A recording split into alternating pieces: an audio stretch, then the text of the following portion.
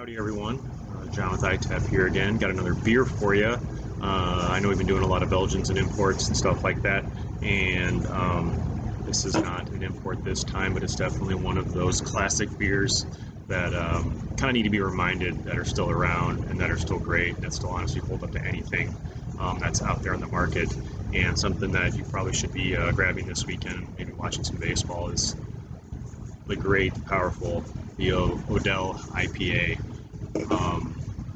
One of the classic American beers. When you talk about the classic IPAs, American IPAs, this is in pretty much anybody's top five, at least anybody I know that brews beer for a living. One of those, I guess we can call it old school IPA. Everything moves so fast in American craft beer, but old school in that it's a little more on the bitter side. It's not hazy, and like a lot of the newer things. But just the general refresher when we talk about IPA, obviously means India Pale Ale. The sort of story behind IPA or India Pale Ale is that the United Kingdom used to own most of India, and they would send beer over there, and they'd have to ship it from the UK around the southern tip of Africa. And by the time it'd get there, the beer would spoil, and then someone figured out and said, hey, hops act as a natural preservative, and that they're sort of an antibacterial, which is true. And when you add more hops, you need to add more malt to kind of balance out the sweet and the bitter. And so by the time the beer would get to India, it wouldn't be great. It'd still be kind of old beer, but it wouldn't be spoiled by the time it got there. So when people say India Pale Ale, the idea behind it isn't that it's beer made in India. The idea behind it was beer that was meant for shipment to India. And while that story, it's mostly true, at least the concepts in that story are true. The style of beer came on, that kind of more aggressive bitter beer. Sort of became popular and sort of caught on.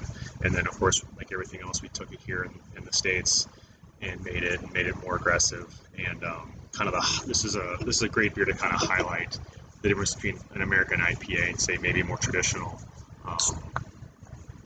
British IPA, in that it features almost exclusively American hops. American hops are going to have a lot more character to them. We add a lot more of them as well, so the bitterness is going to be really, really raised up. This beer, I believe, is, we use the term IBUs. This beer is 7% alcohol and 60 IBUs. IBUs is one of those terms. For the most part, it stands for International Bitterness Units. For the most part, it's going to give you an idea of how much bitterness is in the beer. So 60 IBUs is up there. It's not, it's not the highest that you're ever going to see, but it is up there.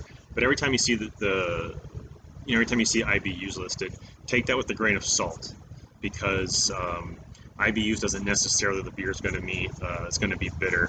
A lot of things are taken into account. It's actually a calculation. It's not just you add hops to the beer and there's more IBUs. It's how long were the hops boiled for, what kind of hops were put in there. Some hops have what we call a higher alpha acid content, which are going to impart more bitterness into the beer, so that has to be taken into account.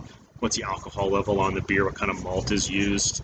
There are some imperial stouts that nobody in their right mind would call bitter, but you're talking about these 10, 11, 12, 13% alcohol beers, these very thick, sort of fudgy mouthfeel beers that are in the 70, 80, 90 IBU range. And that's not necessarily to make the beer bitter.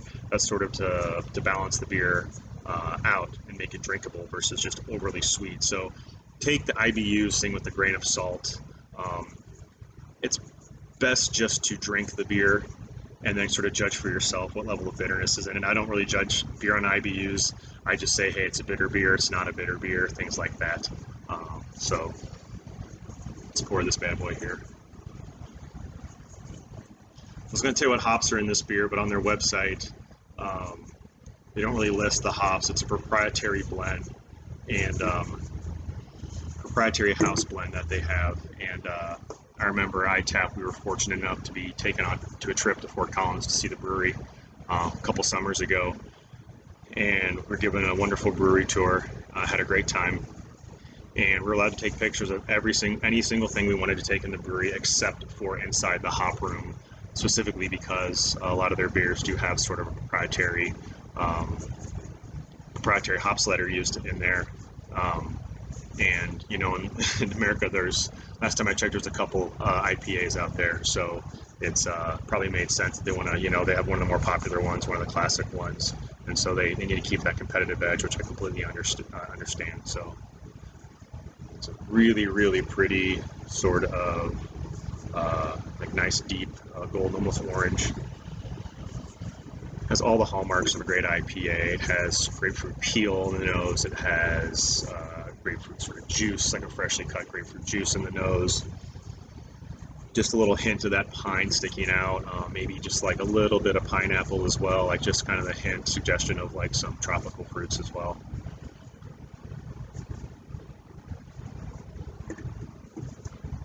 Nose kind of confirms all that. Obviously, you're going to pick up much more bitterness, or bitterness is going to show up on your tongue. It's very balanced, though. It's all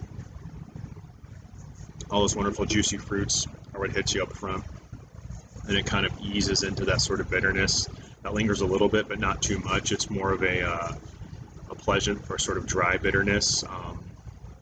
Nothing that's too aggressive. Definitely a wonderful take on a West Coast IPA. It's not going to leave you, you know, your mouth too dry. But it's wonderful balanced beer. Malt does just enough to give it a nice mouthfeel as well. So if you haven't had an Odell IPA in a while, grab one on draft or in a can in your local iTaps, and watch some sports this weekend and enjoy yourself. And I'll see you in the next one. Cheers.